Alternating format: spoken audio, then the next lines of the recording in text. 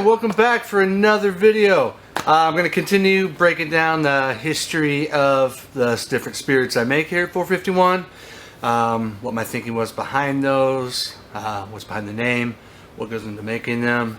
I have a lot of spirits, so this should cover us for a while, but I'm probably going to take some breaks and dive into some other topics at some point, rather than just blast straight through them all. So if you have any ideas or anything you want to see me talk about, have any questions, drop that in the comments. Always looking for ideas on what to talk about and engage with you folks.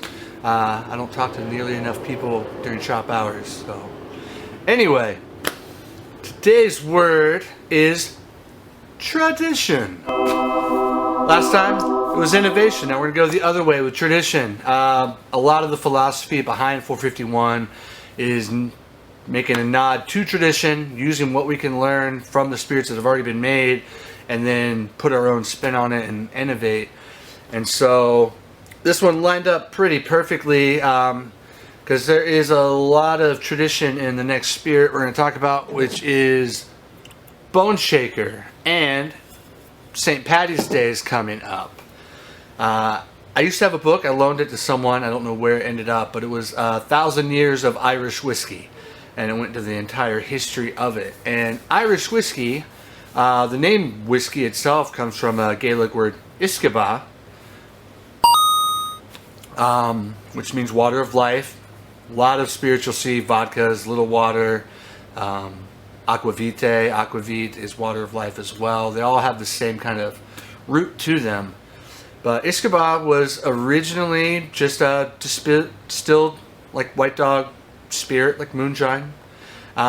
They used to flavor it though, because it was young and they wanted to make it taste better.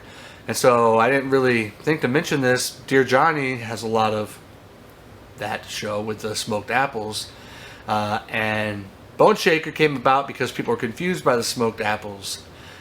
Anyway, Irish whiskey, what we know today as Irish whiskey is a combination of column still whiskey and pot still whiskey. Column stills are more industrial, very efficient at extracting alcohol. You can make a lot of alcohol for a lot cheaper. Pot stills make a heavier, weightier, more flavorful spirit. And so you'll see a blend of the lighter, cheaper whiskey blended with enough pot still whiskey for flavoring. Irish whiskey wasn't always that way. The Irish were very adamant that real whiskey was made in a pot still, and they refused to adopt the column still. The Scots actually adopted the column still first and became very popular. Blended Scotch took over the world. The Irish weren't having it. They fought it tooth and nail and kept making pot still whiskey the way they believed whiskey should be made. So much so that they almost completely disappeared from the market and off the map.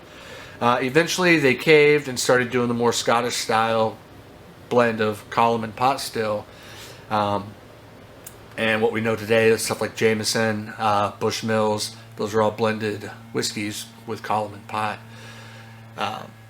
But the old school pot still Irish whiskeys, unlike single malt Scotch, which is all 100% malted barley, the original Irish whiskeys were a blend of whatever grains they had available. So you'd see malted barley, of course, which is necessary for the mashing process.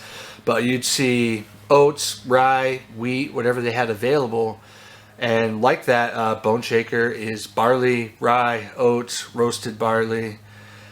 And so it's neat that what I make today is closer to the original Irish whiskey than a lot of Irish whiskey on the market.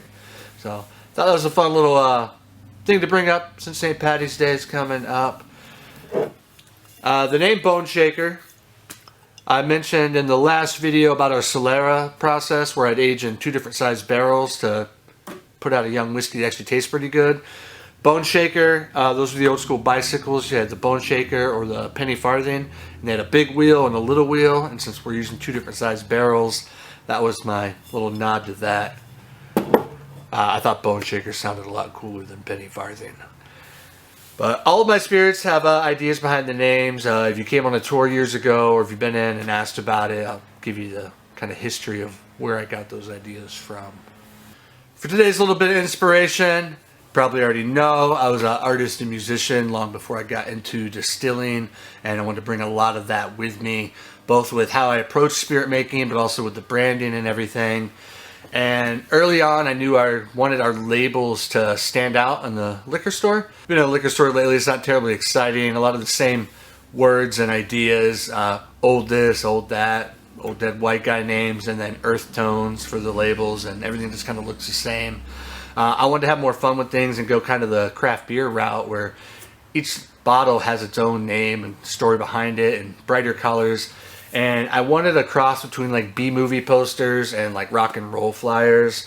Trying to come up with the ideas for labels. This book was very instrumental, along with another book which is just all B-movie posters. But again, where I'm always using tradition but trying to put my own spin on things, I looked to a lot of these old labels, and I really love, if I can find some, these old like Soviet era ones. And I was lucky enough when I first started, I found a local artist who does concert posters for a living, Mike Martin. His company's called Engine House 13. You should check them out.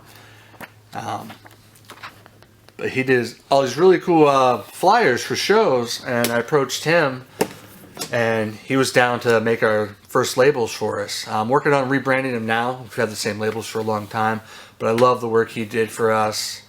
And like our spirits, the branding, everything, I'm always taking inspiration and ideas from other places and blending it all together to create something new.